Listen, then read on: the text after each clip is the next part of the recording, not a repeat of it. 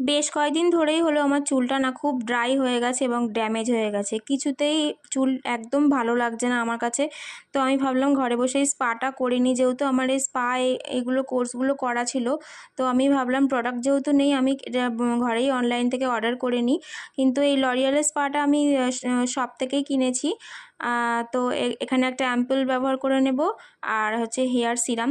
অ্যাম্পুলটা use করছি এই জন্য যে আমার চুলটা অত্যন্ত পরিমাণে ড্রাই হয়ে গেছে, তাই জন্য এটাকে হাইড্রেট রাখার জন্য একটা হাইড্রেট অ্যাম্পুল নিয়েছি।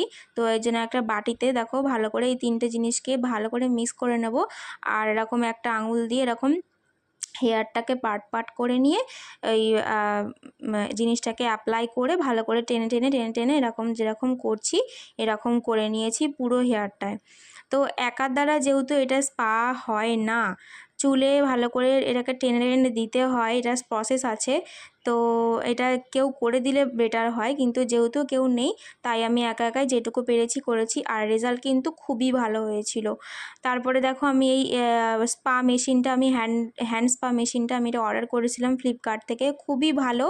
এটা হেয়ার মুখে মাসাজের ক্ষেত্রেও দেওয়া যায়, ভেপারটা দেওয়া যায়। তো দেখো এটা মানে ভেপটা দিয়ে এটা রাখতে হবে 20 মিনিট।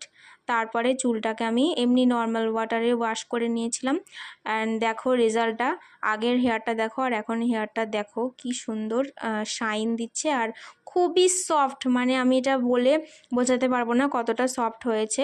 তো এটা তোমরা নিজেরা যদি করো তাহলেই বুঝতে পারবে। তো আমার লুকটা কেমন লাগছে, চুলটা খুবই আমার পছন্দ হয়েছে আগের থেকে এখন। তো আমি খুবই খুশি, খুবই হ্যাপি। তো কেমন লাগলো ভিডিওটা অবশ্যই জানিও। পরে দেখা হচ্ছে আবার, টাটা।